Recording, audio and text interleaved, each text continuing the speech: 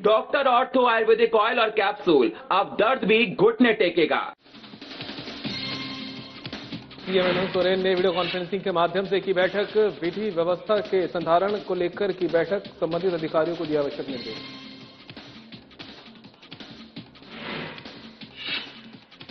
Board के तीनों संकायों में 12वीं के परिणाम घोषित। इस वर्ष छात्रों का रहा बेहतर प्रदर्शन।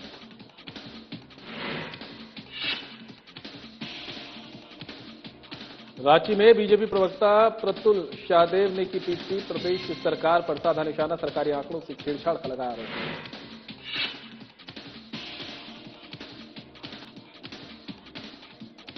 बोकारो जोन के आईजी शैलेंद्र कुमार सिन्हा की सत्ता की स्थिति पर चर्चा। पुलिस अधिकारियों को दिया आवश्यक दिशा निर्देश।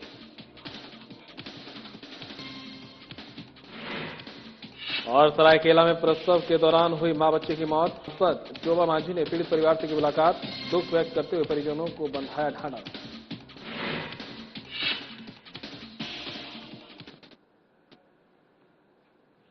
नमस्कार, बुलेटिन लेकर मैं हूं आपके साथ संदीप निरंजन। सरकार खबरों का रुख कर लेते हैं। मुख्यमंत्री हेमंत सोरेन ने अधिकारियों के साथ राज्य में बेहतर विधि व्यवस्था के सुदृढ़ संधारण को लेकर वीडियो कॉन्फ्रेंसिंग के जरिए उच्च स्तरीय बैठक की है। मुख्यमंत्री ने अधिकारियों को निर्देश दिए कि अपराध नियंत्रण के लिए पुलिस प्रशासन पूरी तरह सतर्क और सक्रिय भूमिका में रहे। अपराध नियंत्रण में किसी प्रकार से कोई कोताही न बरती जाए।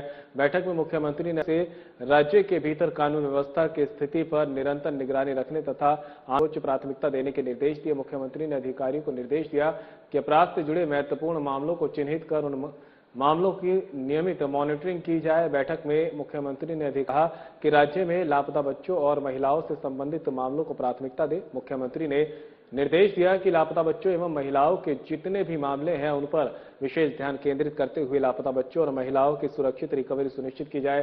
मुख्यमंत्री ने कहा कि राज्य में आम जनों की वातावरण प्रदान करना राज्य सरकार की प्राथमिकता है।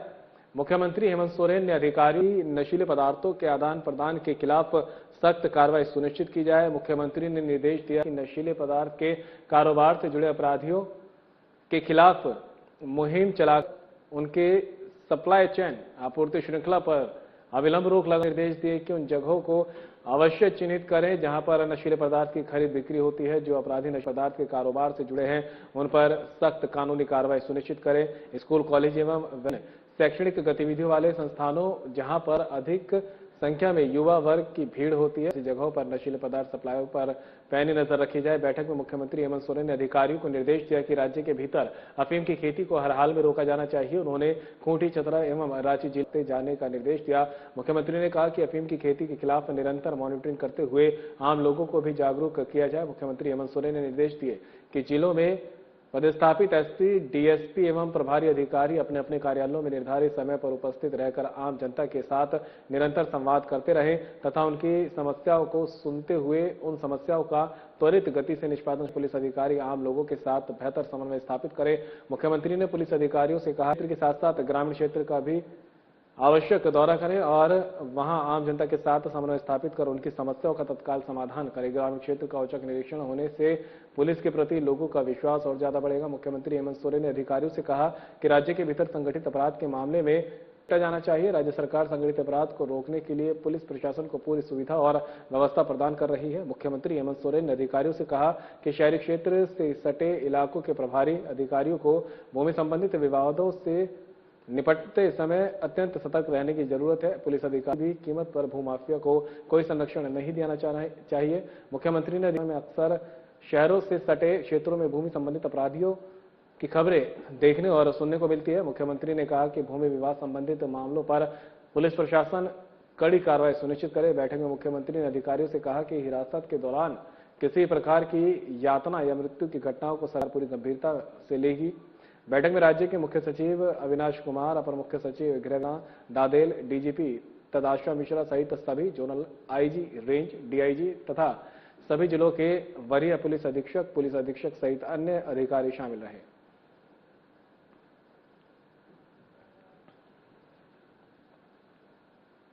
झारखंड एकेडमिक काउंसिल जैक ने आज बुधवार को 12वीं कक्षा के तीनों संकायों कला, वाणिज्य और विज्ञान के परीक्षा परिणाम घोषित कर दिए हैं। इस वर्ष इंटरमीडिएट परीक्षा में छात्रों का कुल प्रतिशत बेहतर रहा है। कला संकाय ने 96.17% के साथ सबसे शानदार प्रदर्शन किया है, जबकि वाणिज्य संकाय का परिणाम 93, विज्ञान संकाय का परिणाम 82.92% रहा है। लाखों विद्यार्थियों ने इस परीक्षा में बड़ी संख्या में छात्र छात्राएं सफल हुए हैं।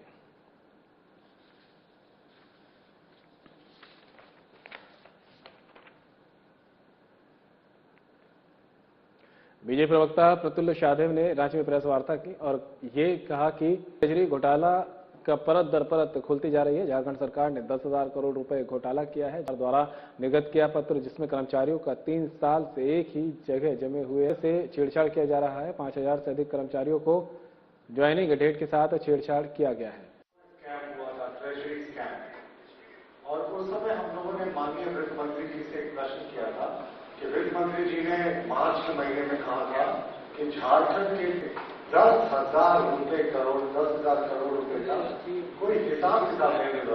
हमने उनसे जानना चाहता है क्या ये रकम ट्रेजरी घोटाले की है। माननीय वित्त मंत्री जी उस समय अस्वस्थ थे, लेकिन अभी अच्छी बात है कि स्वस्थ हो गए हैं और तमाम खबरें आ रही हैं। कांग्रेस आला कमान से वो प्रश्न भी कर रहा है, हमारे प्रश्न का जवाब नहीं दिया, तो हम इसको इनकी मौत मान रहे हैं कि ये जो ट्रेजरी स्कैम है वो 10,000 करोड़ का घोटाला आज झारखंड की जनता जानती है, देश की जनता भी जानती है और एक तरीके से राष्ट्रीय मुद्दा हो। आज हम आपको दिखाएंगे तथ्यों के जरिए, पत्रों के जरिए कि किस तरीके से सरकार 10,000 करोड़ के इस मदर और स्कैम घोटाले का दफनाने में पूरे तरीके से लगी है, सुनियोजित तरीके से दफना रही है। दूसरा मुद्दा हम आपको एसआईटी जो बनी है, जो जांच करेगी अलग अलग जगहों में जाकर, उसकी आपको सच्चाई दिखाएंगे। एसआईटी में किस तरीके से उन्हीं लोगों को रखा गया है इस घोटाले में, जिनका खुद की भूमिका जो है वो बहुत ही संदिग्ध है। तीसरा मुद्दा हम आपको दिखाएंगे, झारखंड सरकार के द्वारा निर्गत किया गया एक पत्र जिसमें यह स्पष्ट किया गया है कि साहब सिर्फ तरफ की रानी जो 3 वर्षों से अपने अपने जिलों में जमे हुए हैं, जिनका वित्तीय चीजों से लेन देन है, सिर्फ उनका ट्रांसफर। डीएसपी, एसपी, बड़ी मछलियों के तबादले का कोई जिक्र नहीं किया गया है, जबकि ड्रॉइंग एंड डिस्बर्सिंग ऑफिसर अधिकतर जिलों में डीएसपी, एएस है। और एक और बहुत ही संवेदनशील मुद्दा आपको याद होगा, एक बहुत फेमस रॉबरी हुई पड़ोस के राज्य में, उसमें कई करोड़ का सोना बरामद हुआ था। तो सोना जो बोकारो के स्ट्रॉन्ग रूम में रखा गया है, हम सरकार से जानना चाहेंगे कि उसकी वर्तमान स्थिति क्या है।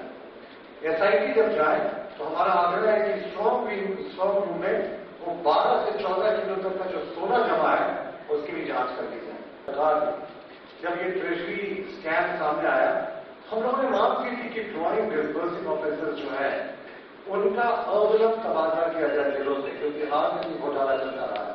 जिलों में पुलिस विभाग में ये डीएसपी और एएसपी और एसपी रह गए थे, किसी का मुकाबला एसपी का हुआ, उसके अतिरिक्त किसी भी ट्रांसफर नहीं हुआ। 13 जिलों में ये जांच चल रही है। दूसरा, एक वित्त विभाग के निर्णय के आलोक में झारखंड पत्र संख्या मैं आपको बता रहा हूं 2-12/26-252। इस पत्र के जरिए झारखंड सरकार ने लिखा कि वित्त विभाग चाहती है कि जो भी वित्तीय लेन देन किरानी जैसे छोटे हैं स्तर पे लोग हैं, उनका ट्रांसफर कर दिया जाए जो 3 वर्षों से जमा है। हमारा मूल प्रश्न आज भी वही है कि सिर्फ छोटी मछलियों की बात क्यों देख रही है। बड़ी असली लड़ाई, असली घपला घोटाला जो इस सरकार ने ड्रॉइंग एंड डिस्बर्सिंग ऑफिसर में किया है, जो डीएसपी, एएसपी और एसपी रैंक के हैं। अब आपको हम दिखाते हैं कि किस तरीके से राज्य सरकार जो है एसआईटी का ट्रैक रिकॉर्ड दिखाते हैं। उत्पाद सचिव के नेतृत्व में एसआईटी बनी। एसआईटी की टीम ने 2020 से जो जांच रिपोर्ट मांगी, जब एजी के संज्ञान में ये बात आई, 8 तारीख को ये टीम बोकारो जाने वाली है, तो एजी ने आपत्ति की कि साहब हमने तो लंबे समय से मांग, तो आप सिर्फ 2020 से क्यों मांग रहे हैं। उसके बाद एसआईटी ने 2011 से रिपोर्ट मांगा, यानी एजी ऑफिस को इस पर आपत्ति करनी पड़ी। अब एसआईटी है, अब आप ये भी देख लीजिए कि एसआईटी टीम जो जांच कर रही है उसके सदस्य कौन है। इस दौरान एक ऐसे सदस्य भी हैं जो 2022 के दौरान बोकारो और 2014 से 16 के दौरान हजारीबाग के भी डीएसपी थे। ये दोनों जिलों में उसी कालखंड में बड़े पैमाने पर घोटाले का आरोप लगा है। अब ये वही सदस्य हैं जो जाकर जांच करेंगे उसी जिले में जहां पर ये खुद एसपी थे और उस कार्यकाल में हजारीबाग में भी जब वो डीएसपी थे तो उस समय घोटाले का आरोप लगा। एक और अधिकारी है, सीनियर पुलिस ऑफिसर है, आईपीएस है, 27 नवंबर 2017 से बोकारो में एसपी थे। 2019 तक किसी पद में रहे। 2018 में इस घोटाले का मास्टरमाइंड माना जाता है कौशल पांडे। कौशल पांडे का 2018 में बोकारो जिला में ट्रांसफर होता है और उसी एसपी के कार्यकाल में उस समय पुष्पा टोप्पो थी, प्रभा टोप्पो माफ कीजिएगा, वो अकाउंट सेक्शन की प्रभारी थी पुलिस विभाग की। उन घोटालेबाज की पिन कौशल पांडे को इसी एसपी के कार्यकाल में यहां पर अपॉइंटमेंट दिया जाता है। तो आप सोच सकते हैं कि अब ये भी जांच समिति के सदस्य हैं जो जाकर जांच करेगी। तो इसीलिए एसआईटी पर हमारा प्रश्न है। 2 सदस्यों का मैंने आपको ट्रैक रिकॉर्ड दिखा दिया, दोनों सीनियर आईपीएस ऑफिसर्स हैं और वो कहां जांच करने जा रहे हैं, ये भी एक बड़ी इंटरेस्टिंग। वो जांच करने उन जिलों में जा रहे हैं जहां आज भी डीडीओ जिनके पास पैसा निकासी का पावर है, आज भी वही लोग बने हुए हैं जिन पर आरोप लगा है।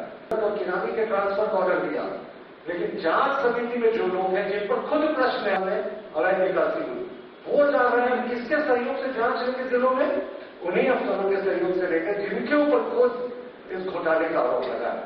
तो यह सरकार पूरे तरीके से इस घोटाले को दफनाने में लगी हुई है। एसआईटी की कमेटी पर हमारी जो है वो क्वेश्चन मार्क है कि साहब आपने ऐसे सदस्यों को क्यों रखा। और दूसरा आप देखें, को आपको जानना चाहिए कुछ समय पहले बहुत बड़ी डकैती हुई थी पड़ोस के राज्य में, कई किलो गबरी हुई थी। बोकारो के स्ट्रॉन्ग रूम में बताया जाता है 12 से 14 किलो सोना जो है वो जब्त करके रखा गया है। तो मैं एसआईटी की टीम से आग्रह करेंगे जब आप बोकारो जा रहे हैं 8 मई को, तो जरा एक बार स्ट्रॉन्ग रूम को भी खंगाल कर देख ले भाई कि वो चोरी किया हुआ 4 से 14 किलो सोना सुरक्षित है कि नहीं। और ये हम आप सारा नहीं कह रहे साहब, सूचनाएं आती है और हम तो सरकार से स्पष्टीकरण जानना चाहते हैं कि 14 किलो सोना सुरक्षित है ना, कि उसको भी चूहा उतर गए।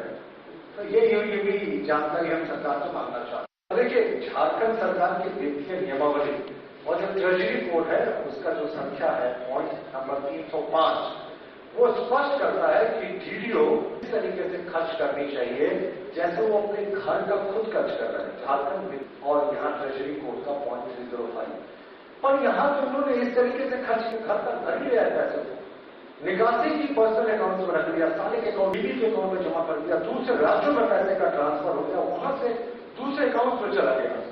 और इतने दिनों के बाद भी झारखंड सरकार ने कोई इसमें ठोस रिपोर्ट नहीं दी। लेकिन झारखंड सरकार को जो प्रिंसिपल अकाउंटेंट जनरल है झारखंड के, उन्होंने 2 अप्रैल 2026 को एक रिपोर्ट दी। बहुत चौंकाने वाली रिपोर्ट है। अगले 2 मिनट इस रिपोर्ट को गौर से सुनिएगा। इस रिपोर्ट में जो कालखंड का जिक्र किया वो 2023 से 2026 जनवरी के बीच का है। उसके पहले का रिकॉर्ड भी सरकार के पास सब रिपोर्ट है। इस प्रिंसिपल अकाउंटेंट जनरल के रिपोर्ट के अनुसार 58% डीए जो दिया जाता है उसको कई गुना बढ़ाकर निकासी, यानी डीए की अपॉइंटमेंट 58% है, लेकिन निकासी कई गुना ज्यादा पुलिस अधिकारियों ने कर ली। और हद तो हद है, इसी जनवरी 2023 से जनवरी 2026 के बीच में 2890 लोगों के पैन नंबर में फेरबदल हुआ जो पुलिस में है। 2890 लोगों के पैन कार्ड से छेड़छाड़ हुई है। कितना बड़ा घोटाले का क्वांटम सोचे, सरकारी आंकड़ों से छेड़छाड़ हुई है साहब। पैन नंबर जो किसी भी व्यक्ति के पहचान का मजबूत आधार होता है, फाइनेंशियल ट्रांजैक्शन का उसका एक मजबूत आधार होता है। जब आप सब उसी के साथ खिलवाड़ करेंगे, छेड़छाड़ करेंगे, फिर आगे क्या बचता है। और एक और इंटरेस्टिंग बात, इसी कालखंड में जनवरी 2023 से जनवरी 2026 के बीच में 5037 कर्मचारियों के ज्वाइनिंग डेट से छेड़छाड़ हुई है।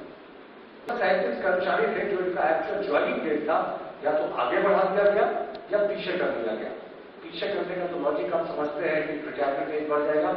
आगे करने का लॉजिक मैं आपको समझाता हूं कि अगर किसी की ज्वाइनिंग डेट 10 वर्ष पहले की दिखा दी गई तो उसका प्रमोशन उस लिहाज से वो जिस स्तर पर पहुंच जाएगा तो उसकी सैलरी उसी गुना बढ़ जाएगी। साहब ये सरकारी आंकड़ों से एक साल हुई है कि कभी भी पुराना किसी भी ट्रेजरी जो घोटाला हुआ था इससे पहले पशुपालन घोटाला था, वो बच्चों की चंदा मामा की कथाएं लगेंगी अगर आप अभी के ट्रेजरी घोटाले को देखें। मैंने आपको झारखंड सरकार का पत्र दिखा दिया कि श्रेणियों का ट्रांसफर करना है वित्तीय लेन देन से जुड़ा, बीएसपी एएसपी को नहीं छूना है। मैंने आपको एसआईटी के सदस्यों का ट्रैक रिकॉर्ड दिखा दिया कि इसके 2 सदस्य ऐसे हैं जो पहले बोकारो के एसपी रह चुके हैं, आपके भी डीएसपी रह चुके हैं। एक में तो बोकारो के एसपी रहते हुए भी कौशल पांडे जो इस पूरे घोटाले का मास्टर माइंड है, उसका जो अकाउंटेंट के रूप में उनके कार्यकाल में पोस्टिंग हुआ था, वो भी ट्राइबल लेडी जो पहले से अकाउंटेंट थी उनको हटा दो। तो एसआईटी पर भी हमारा प्रश्न है। और सबसे बड़ी बात तो मैंने पहले भी आपके सामने कहा कि एसआईटी किससे सहयोग लेगी? एसआईटी जानकर उन्हीं अफसरों से सहयोग लेगी जो वर्तमान में जिन पर घोटाले का आरोप है। जिले के टीडीओ, डीएसपी, डीएसपी, उन्हीं पर स्कैम का आरोप लगाया। क्या वो आपको लगता नहीं एविडेंस को दबा देंगे, जांच की दिशा को दूसरी तरफ ले जाएंगे? तो हमारा यही कहना है कि पूरे तरीके से बनाने की कोशिश की जा रही है। भारतीय जनता पार्टी किसी भी सूरत में इस घोटाले को दबने नहीं देगी। हम फिर से मांग करते हैं कि ईडी और सीबीआई से इस पूरे murder of all scam Jharkhand में हुआ है उसकी जांच की जाए। 10,000 करोड़ का ट्रेजरी घोटाले की सीबीआई जांच हो। और जिस तरीके से पूरा पर्दा डालने की कोशिश की जा रही है एसआईटी में, वैसे लोगों को बनाकर सदस्य जिन पर खुद आरोप है, ऐसे लोगों के पास जांच की विषयों के लिए जिन पर खुद आरोप है, तो उसके बाद आप सोच सकते हैं कि कितने बड़े पैमाने पर यहां धांधली हुई है। तो ये हमारे सरकार से आज बड़े प्रश्न थे। और जो अंतिम में जो सबसे इंटरेस्टिंग पार्ट है, मुझे लगता है ये भी राष्ट्रीय सुर्खियां बटोरेगा कि हम मुख्यमंत्री जी से आश्वस्त होना चाहेंगे कि 12 से 14 किलो का जो सोना जब्त होकर बोकारो के स्ट्रांग रूम में है, सुरक्षित है ना माननीय? यहाँ भी कोई छुए का प्रकोप तो नहीं दिख रहा। धन्यवाद। सरायकालीकेला के राजनगर सीएचसी में मां और बच्चे की मौत पर हथीसिरिंग गांव पहुंचकर सांसद को 4.20 लाख के 2 चेक पीड़ित परिवार के आश्रितों को सौंपे और संवेदना जताई। तो स्वास्थ्य केंद्र में प्रसव के दौरान मां और बच्चे की दर्दनाक मौत के मामले में बुधवार को हाथीसिरिंग गांव में संवेदना का माहौल रहा। पीड़ित परिवार से मिलने सांसद जोबा मांझी, उपायुक्त नीतीश कुमार सिंह और सर्जन डॉक्टर एसपी सिंह पहुंचे। जनप्रतिनिधियों और प्रशासनिक अधिकारियों ने घटना पर गहरा दुख व्यक्त करते हुए परिजनों को ढांढस बंधाया। इस दौरान सांसद जोबा मांझी ने राज्य सरकार की ओर से स्वीकृत 4 लाख राशि तथा तत्काल सहायता के रूप में 20,000 यानी कुल 4,20,000 के 2 चेक पीड़ित परिवार को सौंपे। उपायुक्त नीतीश कुमार सिंह ने आश्वासन दिया है कि पीड़िता के बच्चों की पढ़ाई योग दिया जाएगा।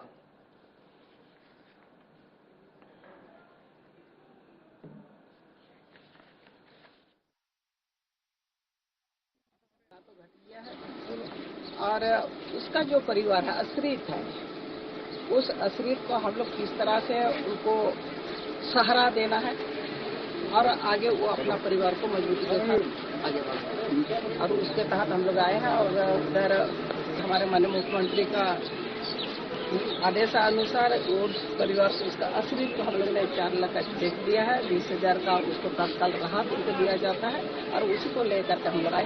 जो पीड़ित परिवार है और यहाँ पे हम लोग आए और जो सरकार की तरफ सरकारी मुआवजा दिया जाना अपेक्षित था वो हम लोगों ने भी इनको दिया है और इनकी और भी समस्याएं थे सुना है और हम लोग आश्वस्त करते हैं कि सबके विधि अनुसार कार्रवाई होगी।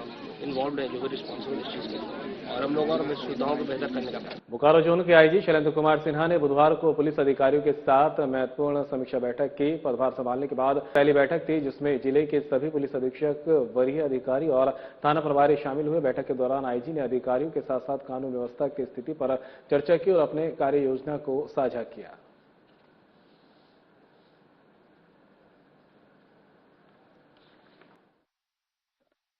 मैंने 18 अप्रैल को as a zonal IG Bokaro मैं अपने कुछ गोल लेके आया हूं कि मैं क्या चाहता हूं और कैसी पुलिसिंग चाहता हूं।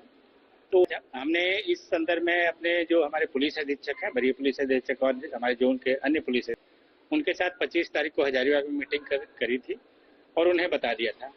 लेकिन यह बेहतर होगा और परिणाम पुलिस के हक में और हमारी जनता के हक में अच्छा है।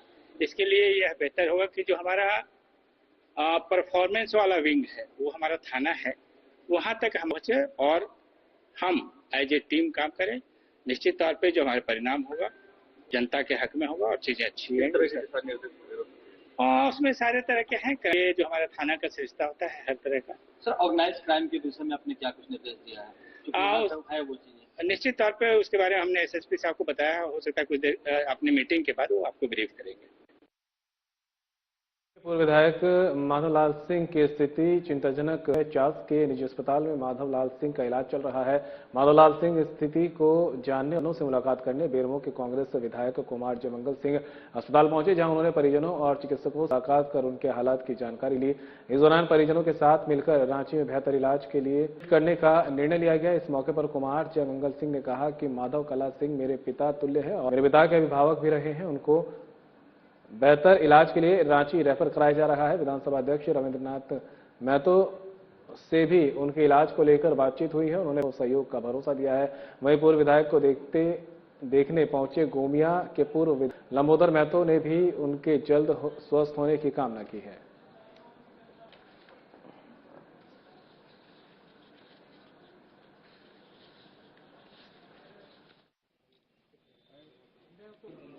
देखिए, हमारे लिए वो पूर्व विधायक ही नहीं है, बल्कि हमारे लिए तो परिवार के एक गार्जियन के रूप में है। मेरे पिता भी उनको हमेशा गार्जियन माने और आज हम लोग सब लोग भी उनको आज तक गार्जियन ही मानते हैं।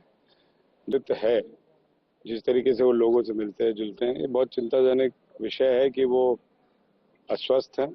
अस्वस्थ होने के कारण सभी लोगों का आना जाना लगा हुआ है। पूर्व विधायक लंबोदर महतो जी भी पहुंचे हुए हैं, सभी समाज सेवी लोग भी पहुंचे हुए हैं। इसकी जानकारी स्पीकर विधानसभा अध्यक्ष आदरणीय रविंद्रनाथ महतो जी को दी गई है। क्या है कि इनके इलाज के लिए कोई भी कमी नहीं बरती गई है। निश्चित अभिभावक के रूप में हमेशा से रहे हैं और हमेशा से इनका आशीर्वाद रहा है। पूरे विधानसभा ने बल्कि राज्य की जनता चाहती कि जल्द से जल्द स्वस्थ हो और स्वस्थ होकर जनता के बीच में फिर से आए, और हम लोग भी ईश्वर से कामना करते हैं कि जल्द स्वस्थ हो। और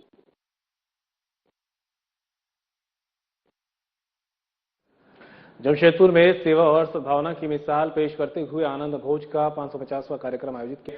स्थानीय प्रशासन के अधिकारी भी शामिल हुए। जमशेदपुर में आनंद भोज समिति द्वारा किए जा रहे सामुदायिक भोजन कार्यक्रम का 550वां संस्करण सफलतापूर्वक संपन्न हुआ। इस अवसर पर जिला डीएसपी मनोज ठाकुर, सुनील चौधरी और जिला परिषद उपाध्यक्ष पंकज सिन्हा विशेष रूप से मौजूद रहे। अधिकारियों ने इस पहल की सराहना करते हुए कहा कि ये एक बहुत अच्छी पहल है। उन्होंने आनंद भोज लगातार सेवा कार्य की प्रशंसा की और समाज में सकारात्मक ऊर्जा फैलाने के लिए उन्हें प्रोत्साहित किया।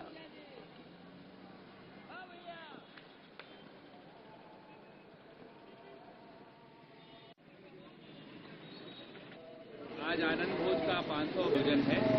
आनंद भोज का हमारा मुख्य उद्देश्य ये है जो समाज के अंतिम पंक्ति में जो लोग हैं, जिनका कोई नहीं है, जो बेघर है, बेबस है, वैसे लोगों को हम लोग भोजन के साथ साथ खुशियां भी बांटें, ये हमारा मुख्य उद्देश्य है। लगभग 11 वर्षों से हम लोग आनंद भोज का कार्यक्रम कर रहे हैं और ये निरंतरता के साथ चल रहा है। इसमें आज भी गरीबी के कारण, लाचारी के कारण लाखों लोग देश में भूखे सोते हैं। तो यदि देश में सब लोग हम लोग मिलजुल कर वैसे लोग जिन्हें भोजन नहीं मिल पाता है उन्हें हम सब भोजन उपलब्ध करवाएं। आरोग्य के द्वारा ये 550वां आयोजन जो ये किया जा रहा है, बड़ी बात है। करीब 10 वर्षों से ज़्यादा से ये